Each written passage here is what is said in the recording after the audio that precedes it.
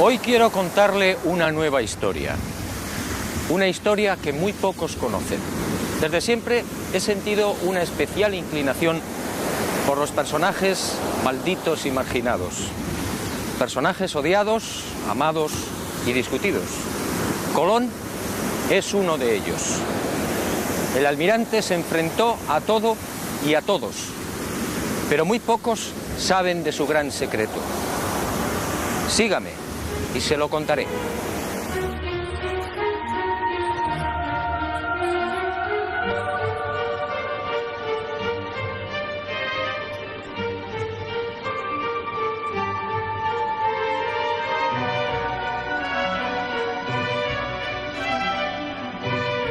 Como decía, siempre me intrigó la tozudez del almirante. Peleó con sabios y con reyes, y terminó venciendo. Nunca comprendí esa seguridad, hasta que el destino puso en mis manos una información confidencial. Entonces entendí. Y la imagen de Cristóbal Colón apareció ante mí en su auténtica dimensión. Un Colón frío, calculador, ambicioso, sin escrúpulos y en posesión de un secreto que no era suyo. La historia, una vez más, fue manipulada. Todo empezó en estas costas de las islas portuguesas de Porto Santo y Madeira hacia el año del Señor de 1476.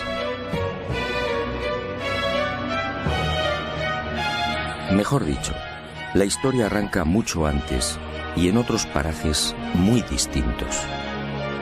500 años antes, hacia el 990, los vikingos ya habían mantenido un tráfico regular entre Groenlandia y las costas del norte de América. Los relatos de los audaces normandos se propagaron rápidamente, y de Noruega, patria de los vikingos, saltaron a toda Europa, siendo consignados en el 1070 por el sabio alemán Adam von Bremen. Aquel descubrimiento, según los expertos, se debió a la precipitada fuga de Eric el Rojo. Tras una sangrienta venganza, los islandeses desterraron a Eric por 3 años.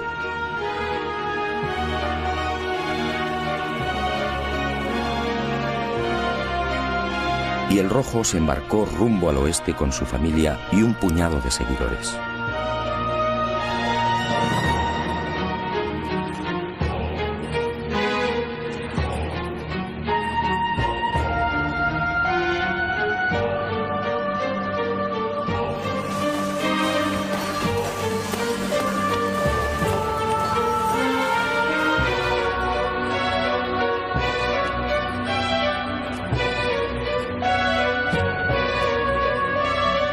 Así fue muy probablemente como llegaron a Groenlandia, y de allí a las costas de Massachusetts, entre Boston y Nueva York.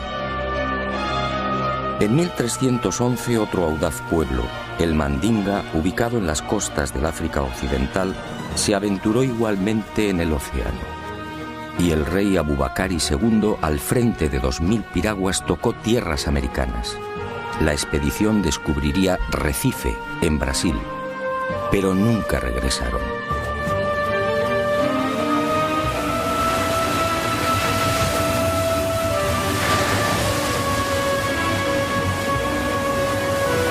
Mucho antes que vikingos y mandingas, otros pueblos supieron también de la existencia de América.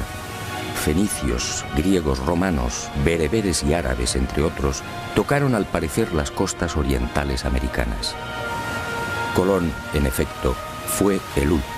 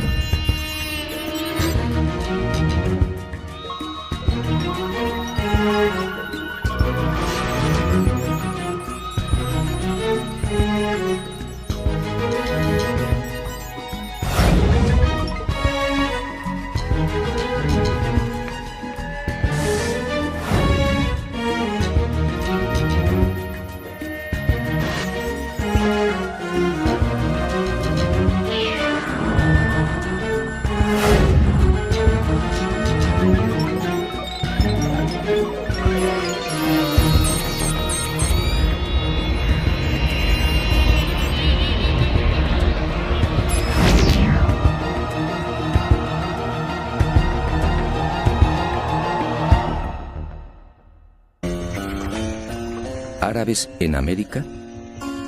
A principios del siglo XVI, Fernández de Oviedo, gobernador de la Castilla del Oro, escribe sobre algo realmente insólito. Oviedo afirma que los naturales llamaban Kebi al cacique.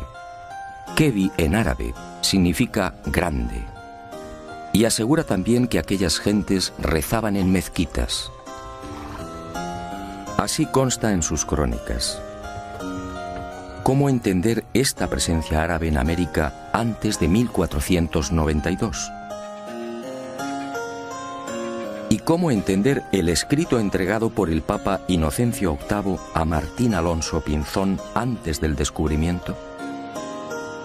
El documento, procedente al parecer de la corte de Salomón, decía así: navegarás por el mar Mediterráneo hasta el fin de España, y allí, al poniente del sol, entre el norte y el mediodía, por la vía temperada hasta 95 grados del camino, hallarás una tierra de Cipango, la cual es tan fértil y abundosa que con su grandeza sojuzgarás África y Europa.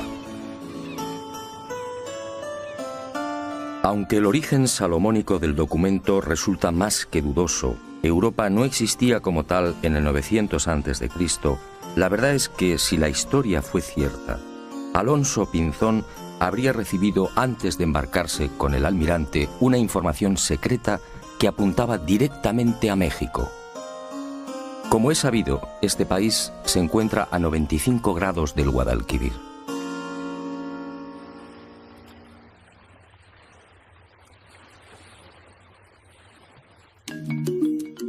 Pero más intrigante aún es la existencia de maíz en tierras del sur de España antes de 1492. Todo el mundo sabe que esta planta es oriunda de América. ¿Cómo explicar entonces lo escrito por Alonso de Palencia con motivo de los ataques de Enrique IV a la ciudad de Granada en 1456? Según Palencia, el rey preparó la conquista de la ciudad morisca, quemándoles en verano las mieses y en otoño las cosechas de mijo y maíz.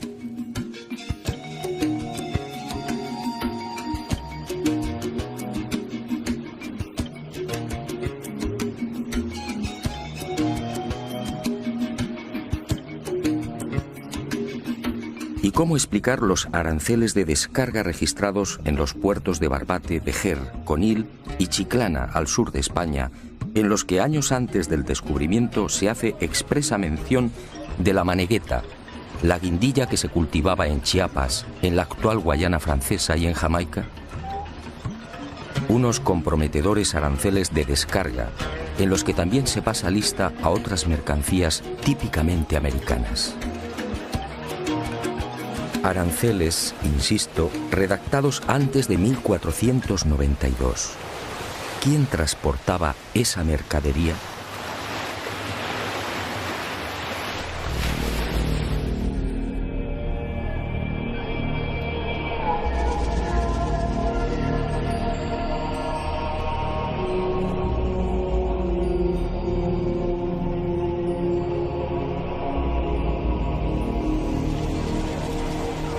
Es probable que el joven Cristóbal Colón llegase a tierras portuguesas hacia 1476, cuando contaba unos 25 años de edad.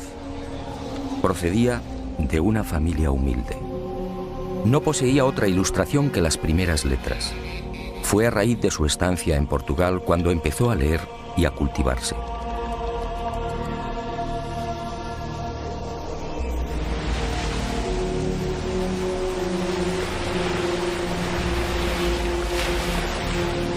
Y fue en Madeira donde entró en los negocios de compra de azúcar. En 1477 se casa con Felipa Moniz, instalándose en la isla de Porto Santo, muy próxima a Madeira. Aquí vive en la casa de su suegra. Aquí, según mis informaciones, arrancó la muy particular e ignorada historia del que llegaría a ser almirante de la mar Oceana. Una historia que Colón mantuvo en secreto. Aquí, Colón escucha de boca de marineros y pescadores una serie de extrañas y enigmáticas leyendas, unos relatos que encienden la mecha de su pasión por la mar.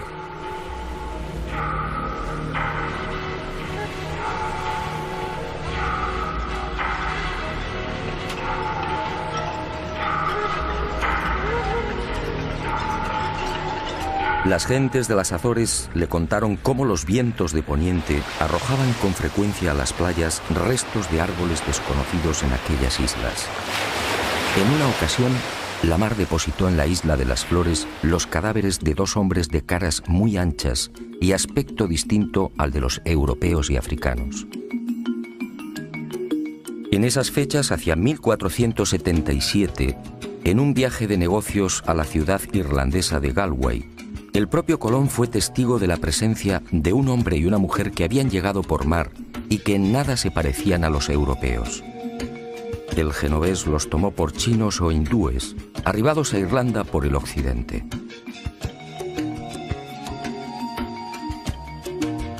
Estos avisos, decisivos diría yo, siguieron llegando a oídos de Colón. Los pescadores del Cabo de la Vela le pusieron igualmente al tanto de otra singular visión. No hacía mucho se habían cruzado con varias y enormes almadías. Todas disponían de casas de madera y eran gobernadas por gentes extrañas. Pedro Correa, su cuñado, multiplicaría el entusiasmo de Colón por el misterioso occidente con otra noticia de parecido corte. Él mismo había sido testigo de la aparición en las playas de Porto Santo de otro madero labrado y de unas cañas tan gruesas que, de nudo a nudo, podían contener 9 garrafas de vino. Unas cañas nunca vistas en Europa y África.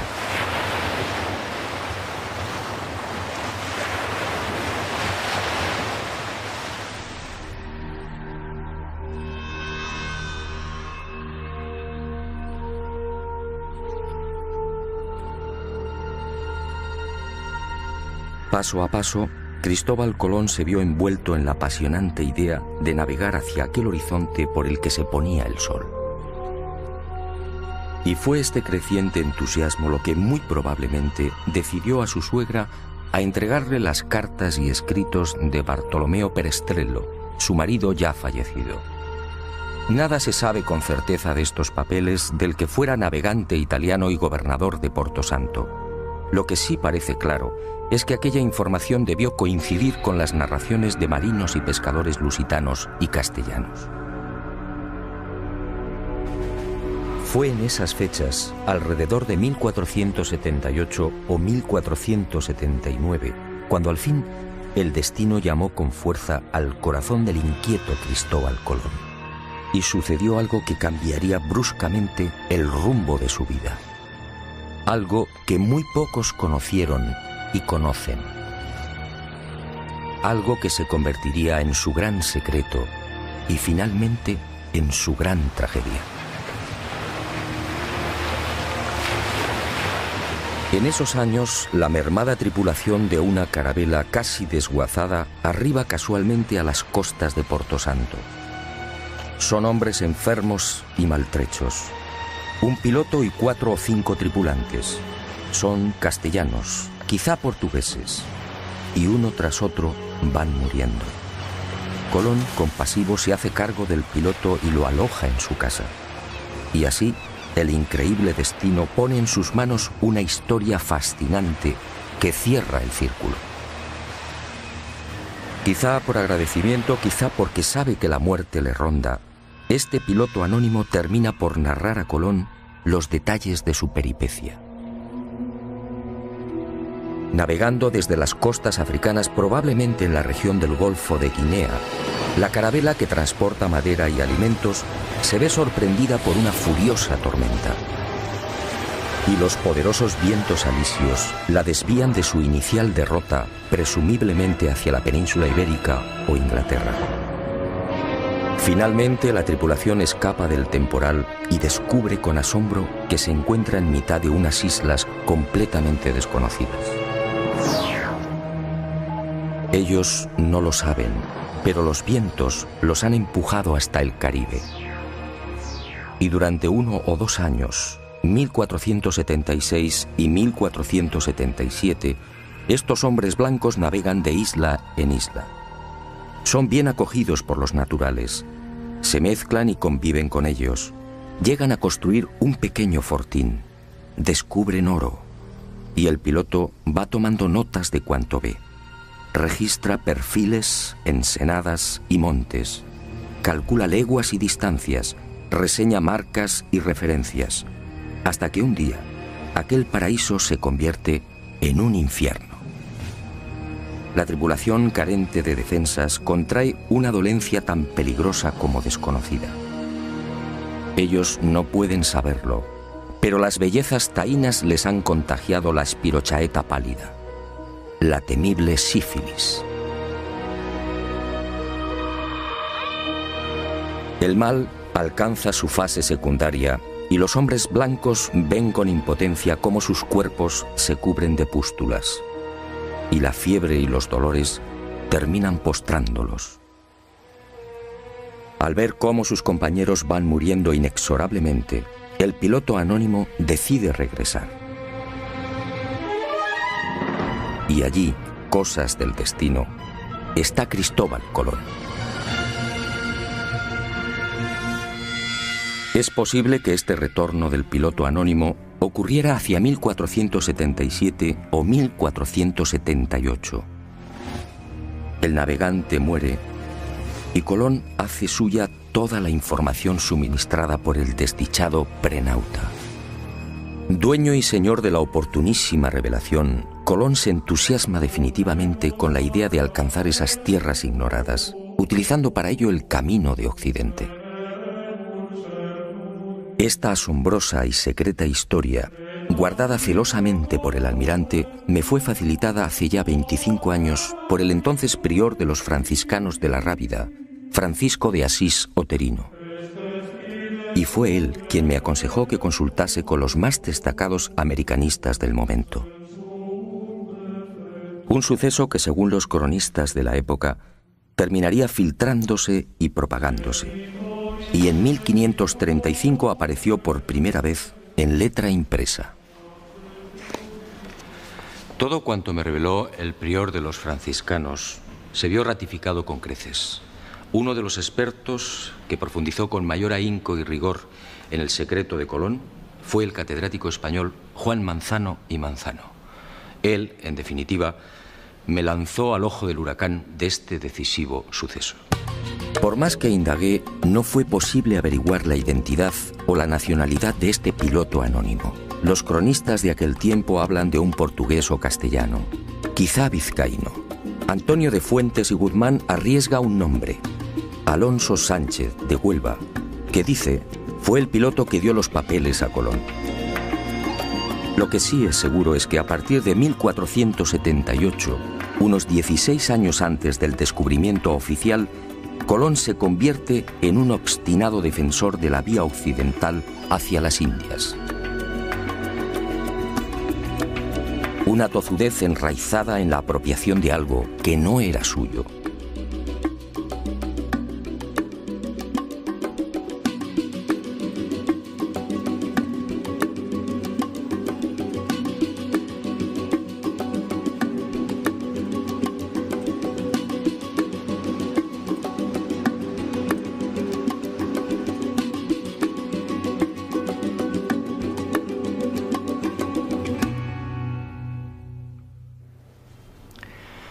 A partir de esa información privilegiada, Colón se convierte en otro hombre.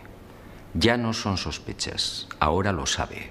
Navegando por el mar tenebroso siempre hacia el oeste, encontrará nuevas y ricas tierras. Pero, ¿qué tierras eran esas? Y Colón emprendió una febril búsqueda, consultando los textos clásicos y los escritos de sus contemporáneos. Se sumergió impaciente en el Imago Mundi y en las páginas de la Historia Rerum. Estudió la Biblia, el Libro de los Reyes, la glosa ordinaria de Nicolás de Lira, Aristóteles, Isidoro, Marco Polo y un largo etcétera. Y en los márgenes de estos libros fue anotando reflexiones, dudas y certezas. Fueron tiempos difíciles y angustiosos.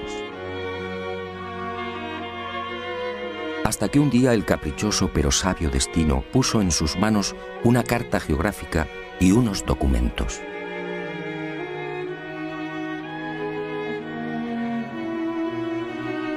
Eran obra del célebre físico, matemático y astrónomo Paolo Pozzo Toscanelli. El 24 de junio de 1474, 2 años antes de la llegada de Colón a Portugal, el canónigo lisboeta Fernão Martins recibía una carta desde Florencia. Era una misiva de su amigo Toscanelli. Meses atrás, durante la estancia de Martins en Italia, el canónigo tuvo oportunidad de cambiar impresiones con el sabio florentino sobre las navegaciones de sus compatriotas, los portugueses, por las costas africanas. Los lusitanos llevaban tiempo intentando alcanzar las regiones orientales de las Indias, donde al parecer se hallaban las famosas islas de la especiería. Y Toscanelli le anunció algo insólito. A las Indias se podía llegar por un rumbo distinto al que pretendían los portugueses. Bastaba cruzar el mar tenebroso, siempre hacia el oeste. Martins quedó impresionado. Expuso las revolucionarias ideas de Toscanelli al rey de Portugal y sin demora Alfonso V solicitó más detalles. Y ese 24 de junio de 1474 llegaba a Lisboa la mencionada carta de navegación y los documentos de Toscanelli, en los que aseguraba que navegando derecho por poniente está pintado el comienzo de las Indias. Unos reinos opulentos llamados Catai y Mangui, señoreados por un poderosísimo monarca llamado Gran Khan.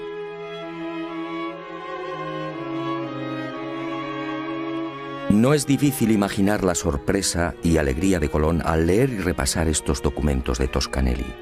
Allí estaba la confirmación a lo proporcionado en secreto por el piloto anónimo. Las ideas de Toscanelli y las pistas halladas en las restantes lecturas redondearon finalmente el gran proyecto colombino. Al otro lado del mar tenebroso se encontraban las Indias. Solo había que navegar hacia el oeste, siempre hacia el oeste. Colón, en definitiva, fue víctima del mismo error de Toscanelli. Confundió la española con Zipango, el Japón actual, y América con Asia. Y esta idea le acompañaría hasta la muerte. Confirmadas las noticias del prenauta, nuestro hombre eufórico volvió a repasar una y otra vez las claves secretas de su gran sueño. Unas claves más próximas a la locura que a la realidad. Para Colón, en esos años previos a 1492, Zipango, la isla del oro, se hallaba a 750 leguas de Canarias. Para Colón, las míticas minas del rey Salomón no podían ser otras que las descubiertas por el piloto anónimo al sur de la gran isla del oro. Para Colón, las tierras firmes del Gran Khan, el Catai de Toscanelli, se alzaban al oeste del Zipango, es decir, a poco más de 1100 leguas de las Canarias. Dominado por la fiebre descubridora y por aquellas lecturas, adelantándose al Quijote, Colón confunde Jamaica con el reino de Saba. Y cree que uno de los reyes magos partió justamente de esta isla. Para Colón, de acuerdo a lo narrado por el prenauta, el Golfo de Paria, en las actuales costas de Venezuela, era el lugar en el que se había levantado el paraíso terrenal. Y murió con el convencimiento de que Cuba formaba parte de las tierras firmes de Asia.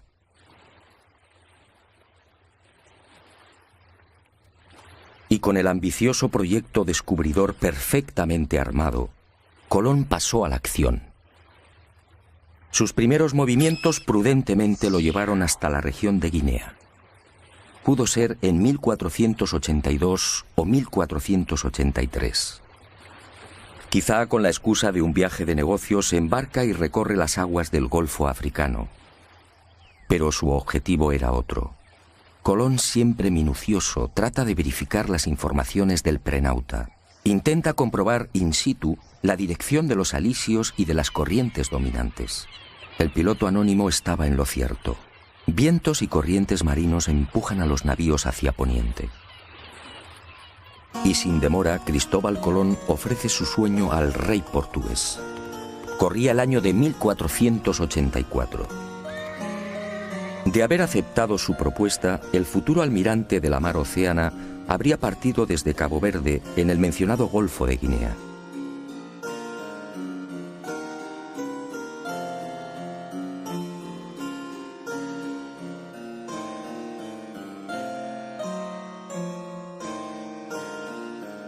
pero Juan II lo despacha con cajas destempladas.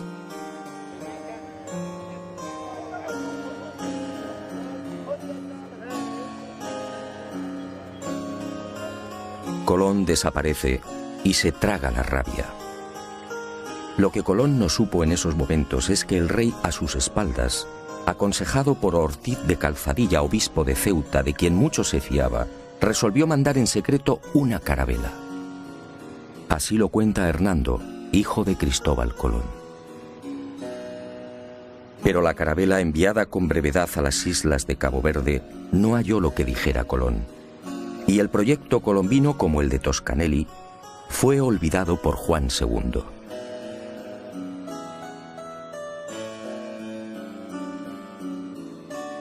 Y el destino siguió tejiendo y destejiendo. Colón supo de la turbia maniobra del rey portugués, y a esta decepción se sumó la muerte de su mujer y la pésima marcha de los negocios. Colón entonces tomó la decisión de abandonar Portugal. Corría la primavera de 1485 y decidió probar fortuna en la corte de la vecina Castilla. Pero antes, apremiado por la escasa bolsa, viajó a Huelva, encomendando a su joven hijo, Diego, a los cuidados de Violante Móniz, su cuñada. Y el destino atento le obligó a pasar por el monasterio franciscano de la Rábida. Allí, Colón recibiría una bocanada de oxígeno. Uno de los frailes, Antonio de Marchena, se entusiasmó con la idea. Y Colón, nuevamente eufórico, fue al encuentro de Isabel y Fernando, los reyes católicos. Nueva decepción. Nadie le cree. La llamada Junta de Salamanca rechaza el proyecto. El testimonio del doctor Rodrigo Maldonado de Talavera, miembro de esta junta de sabios y expertos, resume el sentir general. Este testigo, con el prior de Prado y con otros sabios y letrados y marineros, platicaron con el dicho almirante sobre su ida a las dichas islas, y todos ellos concordaban que era imposible ser verdad lo que el dicho almirante decía.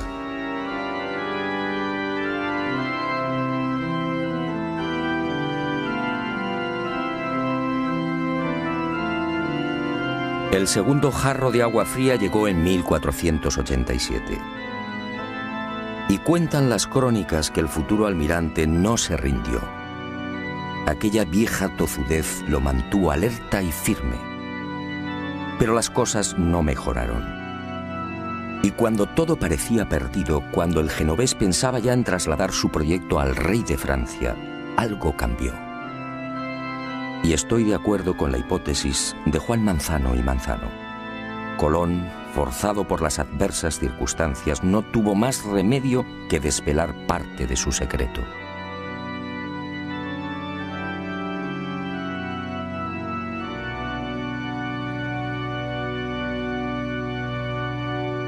Y en abril de 1492, finalmente, Cristóbal Colón triunfa.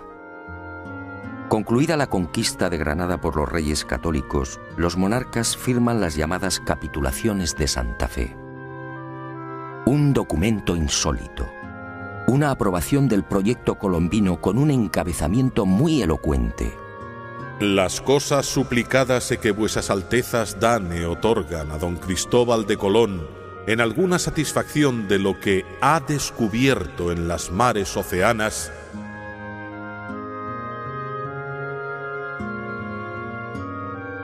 ¿de lo que ha descubierto? Estábamos en abril de 1492. La increíble concesión solo puede explicarse por lo ya mencionado. Colón tuvo que confesar parte de lo transmitido por el desdichado piloto anónimo.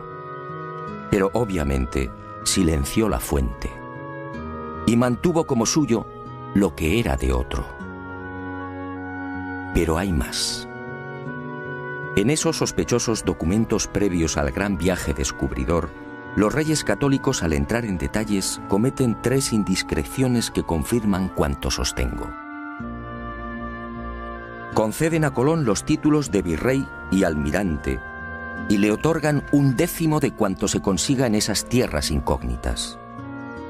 En buena ley todo esto debería de haber llegado después. Y al proceder a la requisa de las necesarias naves, ordenan lo siguiente: para ir a ciertas partes de la mar Océana. Evidentemente los reyes católicos tenían una información privilegiada. El tercer desliz es mucho más elocuente. Al designar a Diego Rodríguez Prieto como el hombre que debía facilitar las carabelas, la ordenanza real fija su sueldo en 4 meses. Y me pregunto, ¿cómo sabían los reyes católicos la duración del viaje en aquel abril de 1492? Resulta muy sospechoso que solo se equivocaran en 2 semanas. Y llegó el gran viaje. Y con él, y con las siguientes singladuras, Cristóbal Colón terminaría descubriendo sus cartas. Unas cartas marcadas.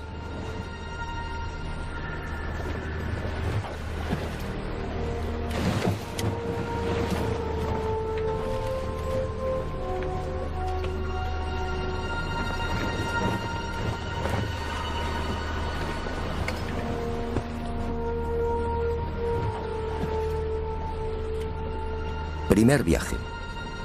Fiel a lo consignado por el prenauta, Colón, en lugar de navegar directamente hacia Occidente, siguiendo los paralelos de España, alarga la ruta y pone proa al sur. Desciende hasta Hierro, en las Canarias, situándose entre los paralelos 27 y 28. Modifica las velas de la Pinta, cambia el aparejo latino por el redondo, más útil para beneficiarse de los vientos de popa. Y fiel a esas instrucciones del prenauta, antes de partir de las Canarias, avisa a los capitanes de las otras naves sobre el peligro de un rosario de islas y roqueos ubicados a 700 leguas de Hierro. No es difícil imaginar las caras de los pinzones ante semejante advertencia. Pero el secreto del piloto anónimo no se vio libre de algunos graves errores. El informante de Colón se equivocó al situar la gran isla del Oro. El almirante, al seguir el paralelo 27, dejó esa isla, Zipango, mucho más al sur. Por eso, en este primer viaje, no encuentra el peligroso laberinto de Arrecife, lo que Colón llamaba la entrada a las Indias. Y el 9 de octubre de 1492, la marinería se revela por segunda vez. Y tiene razón. Los hombres se sienten engañados. La cuenta real del almirante en esa fecha suma 1000 leguas. Él había prometido arribar a los arrecifes mucho antes. Y aseguró igualmente que Zipango se hallaba a 750 leguas del punto de partida.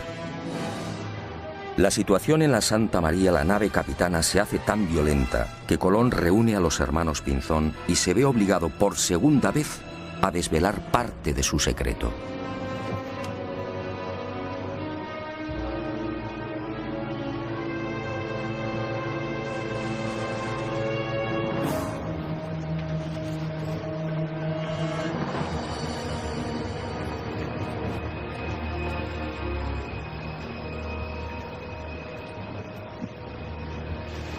Colón consigue calmar los ánimos y recibe un último plazo de 3 días.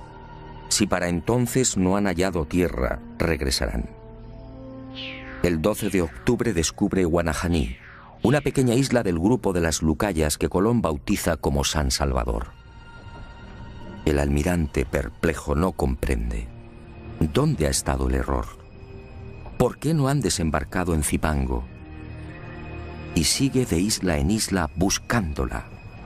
En esos días angustiosos, uno de los ocultos objetivos de Colón se destapa con violencia. Al almirante solo le interesa el oro.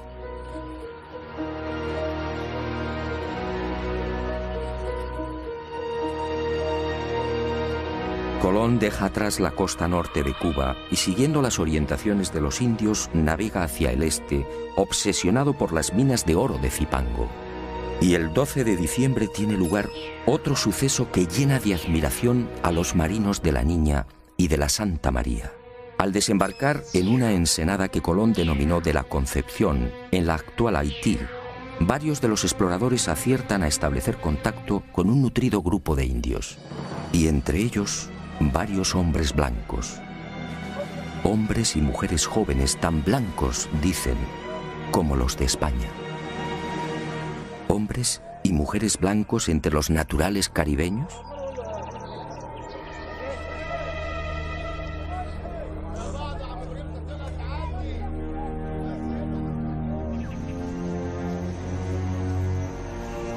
Los conquistadores quedaron asombrados, sí, pero no Colón. Él sabía por el piloto anónimo que la tripulación de aquella carabela había permanecido 1 o 2 años con los indios de la región. Y sabía igualmente que los predescubridores se mezclaron con las indias. Esta, sencillamente, era la explicación de la insólita presencia de hombres y mujeres blancos.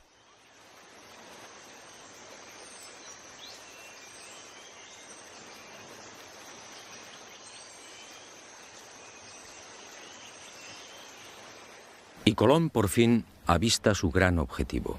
Era el 4 de enero de 1493. Allí estaba la señal que le proporcionara el piloto anónimo. Un cerro inconfundible, con un perfil muy particular y prácticamente asomado a la mar. Montecristi.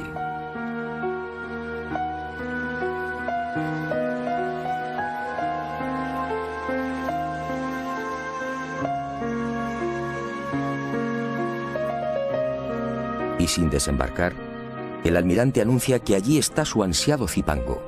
Allí, a escasas 20 leguas de la costa, se encuentran las ricas minas de oro. Y la marinería, perpleja, se rinde ante las supuestas dotes proféticas del almirante. ¿Dotes proféticas? Por supuesto que no. Y en marzo de 1494, en el segundo viaje, al descender a tierra y explorar el valle del Cibao, Colón vuelve a cubrirse de gloria ante sus atónitos hombres.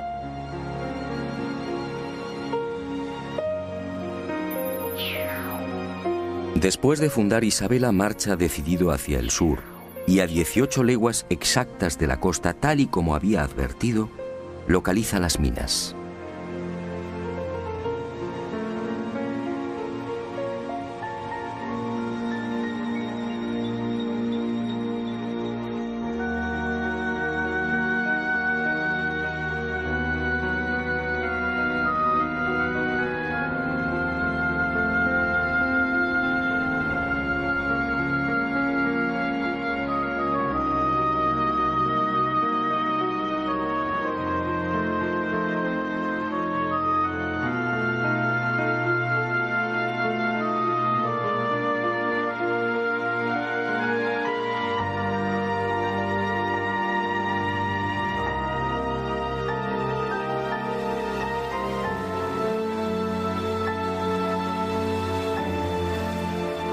Tal y como le anunciara el prenauta, aquí mismo, los expedicionarios encuentran un nido de paja con 3 balas de lombarda. Otra de las señales clave. La viva y aplastante demostración del paso del piloto anónimo por la Española. Por supuesto, nadie se explica cómo han llegado las balas de piedra hasta el corazón del Zipango. Y Colón, satisfecho, guarda silencio.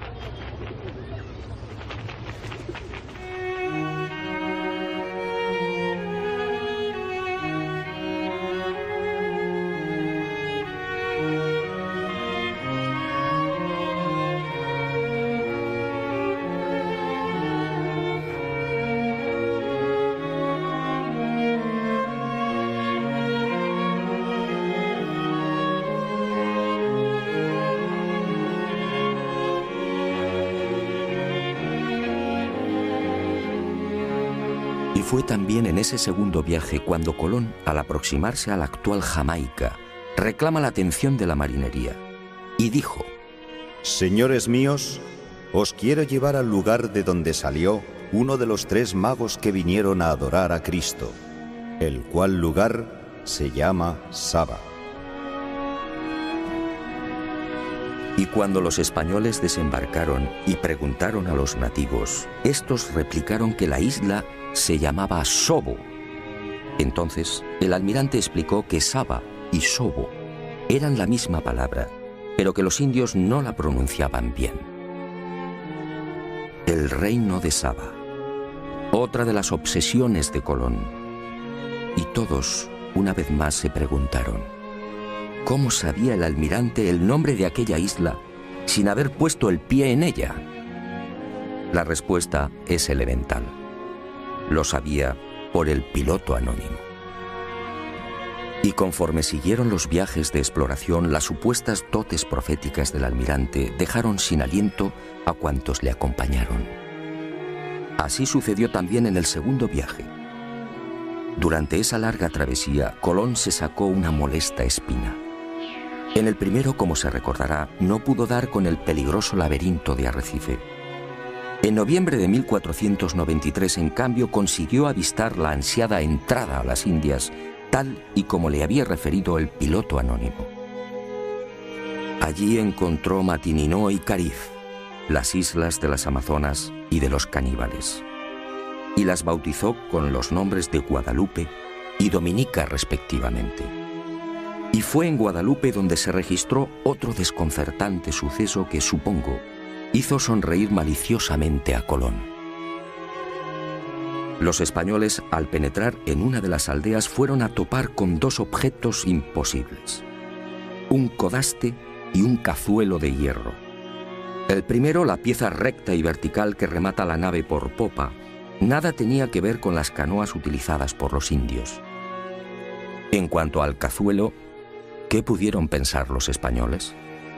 Los naturales no conocían el uso del hierro, y el almirante, como digo, sonrió para sus adentros. Aquellas piezas solo podían tener un origen, el que usted y yo estamos pensando: el prenauta. Colón, prisionero de la vanidad, debió disfrutar lo suyo con estos hallazgos y profecías. En ese segundo viaje, después del alarde desplegado frente a las supuestas costas del reino de Saba, el almirante repetiría la hazaña. Ocurrió cuando navegaba al sur de la Española. A cosa de 7 u 8 leguas de tierra fueron a divisar un montículo. Y Colón, con una seguridad que desarmó a su gente, afirmó que aquel era el lugar llamado Ofir, los montes todos de oro, las célebres minas del rey Salomón.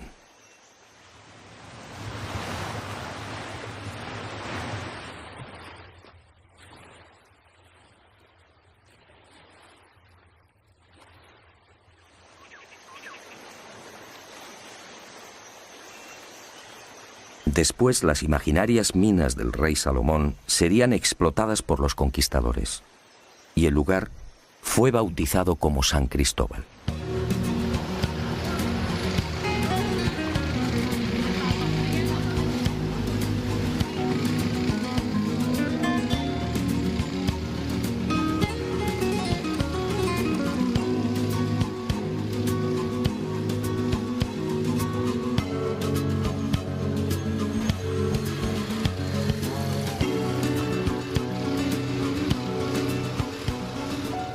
Pero la locura del almirante no se detuvo ahí.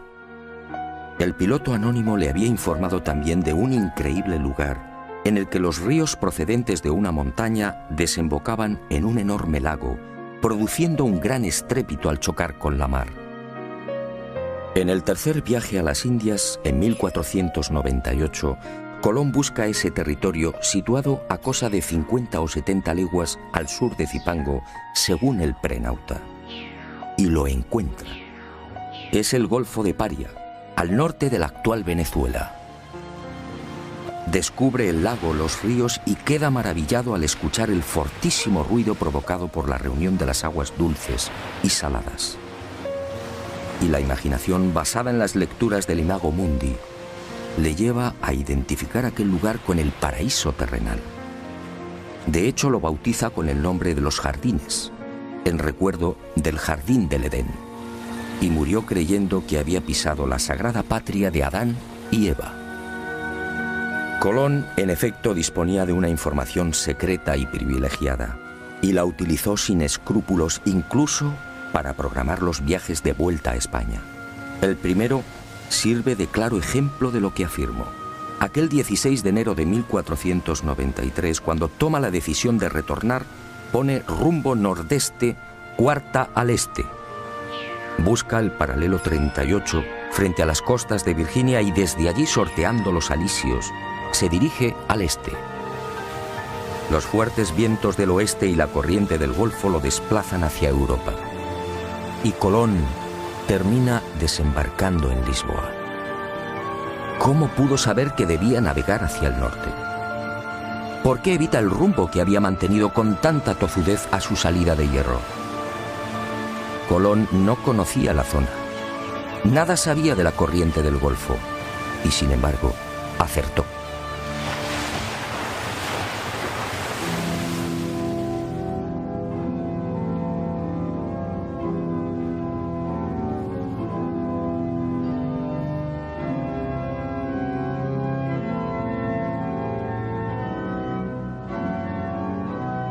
Pero Colón cometió un gran error. Hizo suyo un secreto que no le pertenecía. Ignoró al piloto anónimo y se quedó con toda la gloria. Y el destino implacable pasó factura. En la primavera de 1499 el virrey almirante es encadenado y devuelto a la corte de Castilla. Y sus privilegios desaparecen. Poco después, el 20 de mayo de 1506, muere en Valladolid. Y muere olvidado y en la ruina.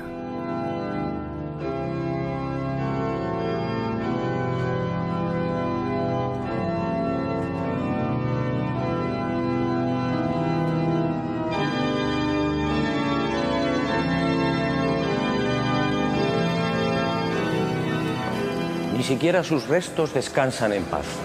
En realidad, nadie conoce su paradero con exactitud.